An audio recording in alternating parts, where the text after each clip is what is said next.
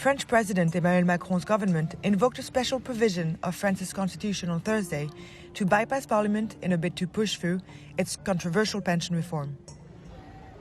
On ne peut pas faire de paris sur l'avenir de nos retraites.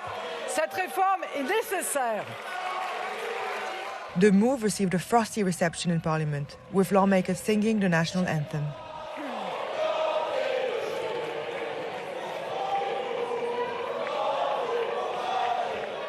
The use of Article 49 of the French Constitution allows the Macron government to avoid a parliamentary vote on the bill, which proposes raising the retirement age. It comes after public sector workers have walked off the job in droves, culminating in piles of trash building up around the French capital. I'm in Paris with a view of the iconic Eiffel Tower, but here's a scene that offers a less romantic vision of the city. Heaps of trash piled on the city streets. The garbage has not been picked up in Paris for over a week. This is in response to the unpopular government pension overhaul that has been proposed by French President Emmanuel Macron. Macron has proposed overhauling the pension system. He wants to raise the legal retirement age by 2 years to 64 and make people work longer before they can touch their pensions. Unions are unhappy with the legislation. Millions of workers have gone on strike since January, when the current bill was first presented to Parliament. Macron dégage! Macron dégage! Teachers, train drivers, and oil refinery staff from across the country are among those who have joined the strikes. Recent polls showed nearly 70% of people oppose the reforms. But Macron says the changes are needed to protect France's pension system from collapse and to maintain control of government expenditure. He has pledged to boost military spending and wants to bring the national deficit back in line with the European Union's targets. France has one of the lowest rates of retirees at risk of poverty in Europe, but this comes at a cost. France spends close to 15% of its economic output on pensions.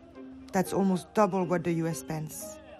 The country's pension system is expected to run a deficit of 1.8 billion euros in 2023. That's set to keep increasing to 21.2 billion euros in 2035. As the population ages, the number of workers who fund each pension check is shrinking. The government has ruled out raising taxes to shore up deficit, saying that taxes in France are already high. Nous avons conscience que cet effort demandé aux Français n'emporte pas l'adhésion d'une majorité de Français. Mais nous sommes convaincus que les alternatives, augmenter les impôts, augmenter la dette, baisser les pensions des retraités, n'emporteraient pas davantage l'adhésion de l'opinion. This isn't the first time Macron tried to overhaul France's pension system. In 2019, he proposed to streamline France's 42 different state pension plans, which vary in retirement age and income, into one universal system.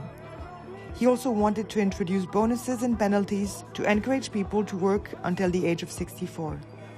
This led to strikes across the transportation system, which paralyzed the country for weeks before the government shelved its plans as the COVID-19 pandemic struck.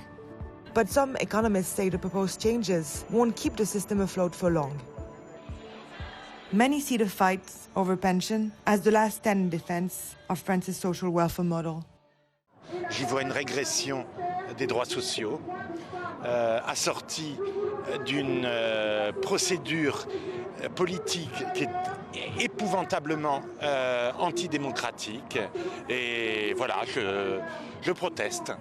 France's Senate approved the controversial reforms on March 11. But the government struggled to cobble together enough votes for it to pass through the lower house of parliament, the National Assembly.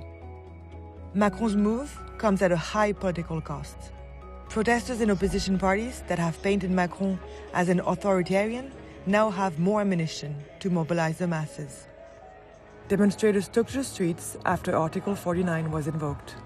A number of parties have said they will retaliate by putting forward a no-confidence motion. If successful, that would force the government to resign.